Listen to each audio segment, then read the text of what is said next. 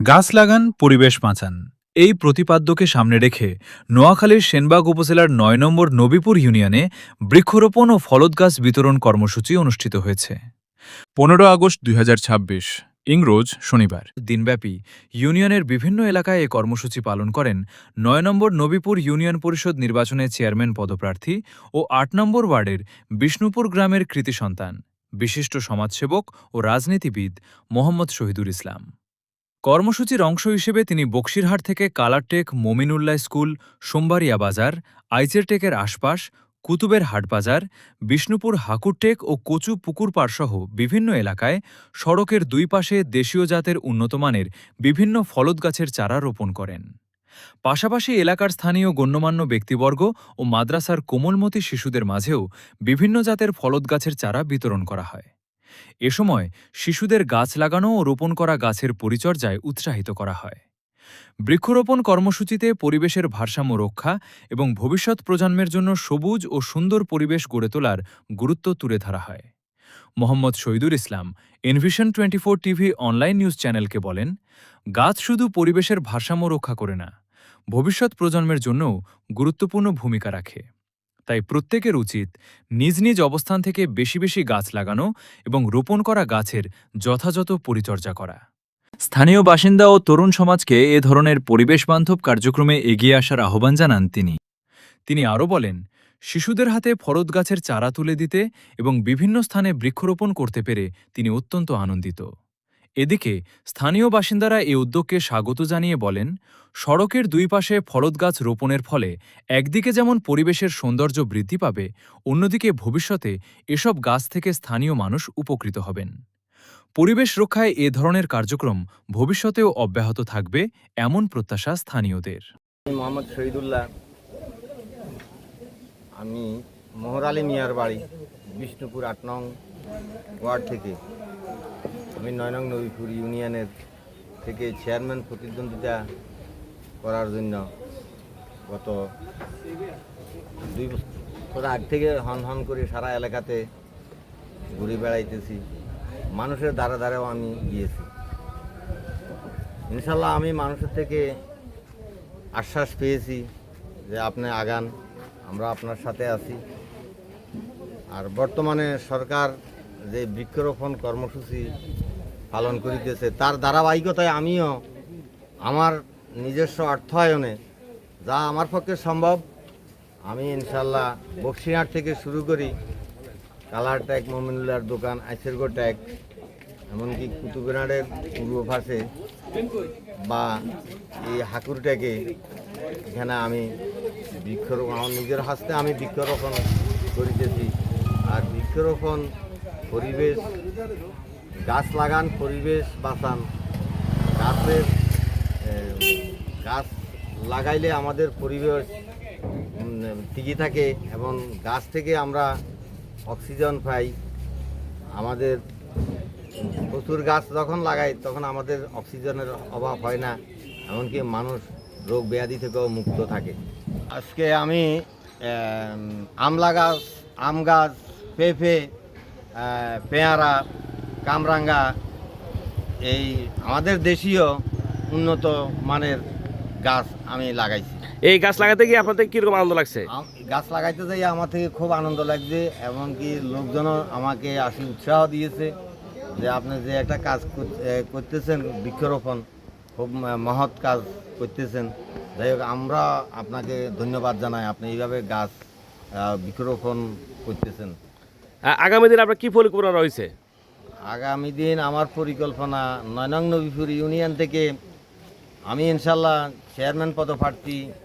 যদি জনগণ আমাকে যদি এই এলাকা থেকে ভোট দিয়ে জয়যুক্ত করে, আমি এই ৯ নং নবীপুর ইউনিয়নকে একটা মডেল ইউনিয়ন হিসাবে ইনশাল্লাহ করার চেষ্টা করব।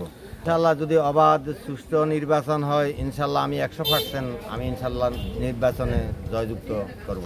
জনগণ ইনশাল্লাহ আমার পাশে আছে। যদি সুস্থ নির্বাচন হয়, ইনশাল্লাহ আমি শতভাগ আশাবাদী আমি এই ইউনিয়ন থেকে জয়যুক্ত করব ইনশাল্লাহ। আপনি কতটুকু আশাবাদী দল থেকে আপনাকে মনোনয়নপত্র দিবে?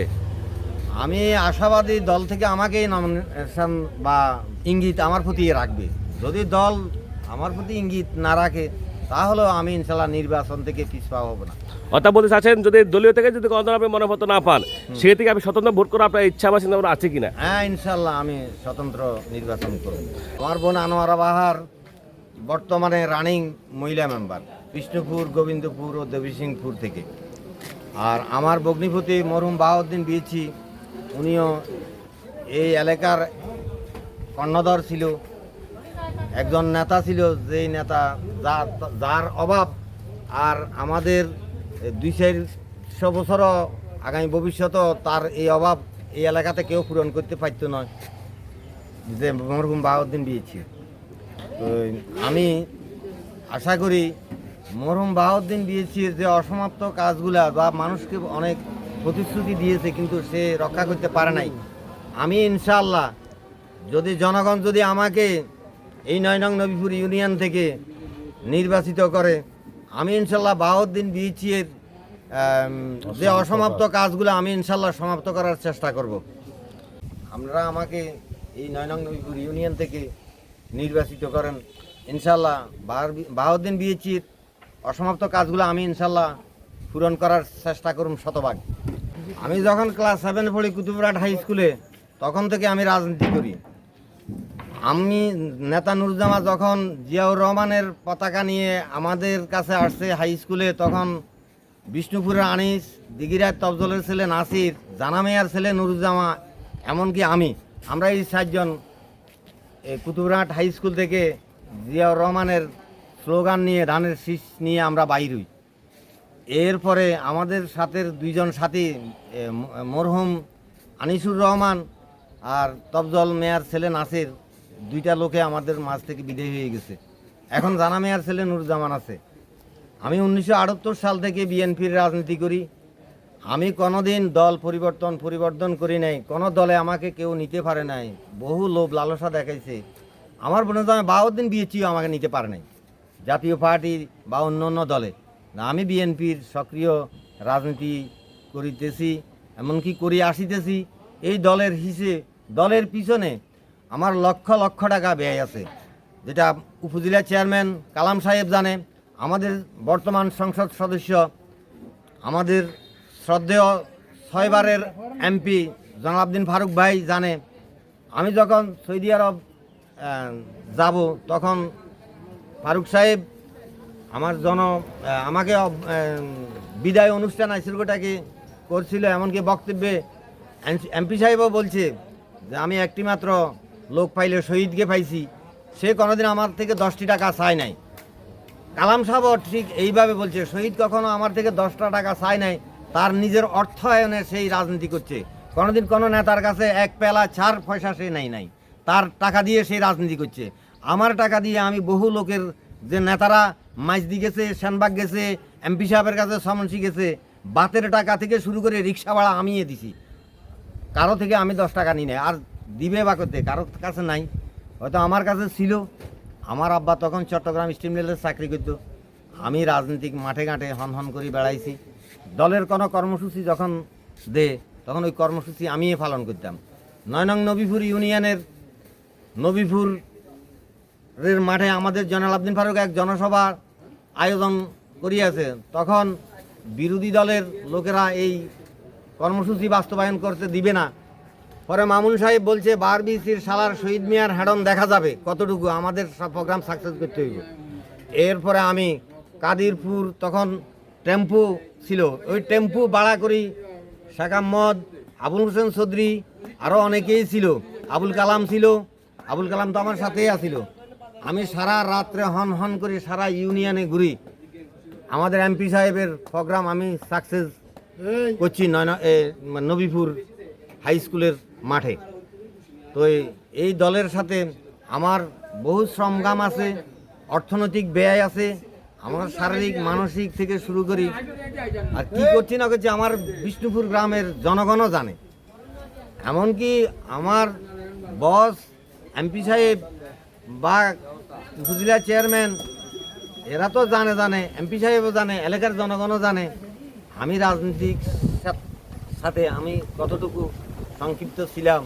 বাবা যখন চাকরি রিটায়ার্ড হয়ে চলে আসে, তখন আমি আমার জীবন বাঁচার তাগিদে এই বৃহৎ সংসার কিভাবে, আমার আব্বা তো চলে আসছে, আমার তো ইনকাম সোর্স শেষ, তখন আমি নিরুপায় হয়ে বিদেশ চলে যাই। বিদেশ চলে যাওয়ার পরেও আমি খোঁজখবর নিয়েছি, আমি সৌদি আরব থেকে নেতা কর্মীদের জন্য সৌদি রিয়েল পাঠাইছি। কালামিয়াগো নিজাম সহকারে এরা বাগযোগ করে ওয়াব মোল্লার দোকানে রিয়েল বাঙ্গায় তারা বাগযোগ করে নিচ্ছে। আমি এগুলা প্রমাণ দিয়ে বলতেছি। আমি তখনও দলের জন্য সব সময়ে মনে করেন এই সজাগ থাকতাম, দলের খোঁজখবর নিতাম। আর আমাদের জয়নাল আবদিন ফারুক ৬ বারের এমপি সাহেবের সাথে প্রতি সপ্তাহে একবার আমার সৌদি আরব থেকে যোগাযোগ হইতো। আমি যদি কোনো কারণে এক সপ্তাহ ফোনে কথা বলতে না পারতাম কোনো কারণে, এমপি সাহেব বলতো, গত সপ্তাহে তুই কেন ফোন করস নয়?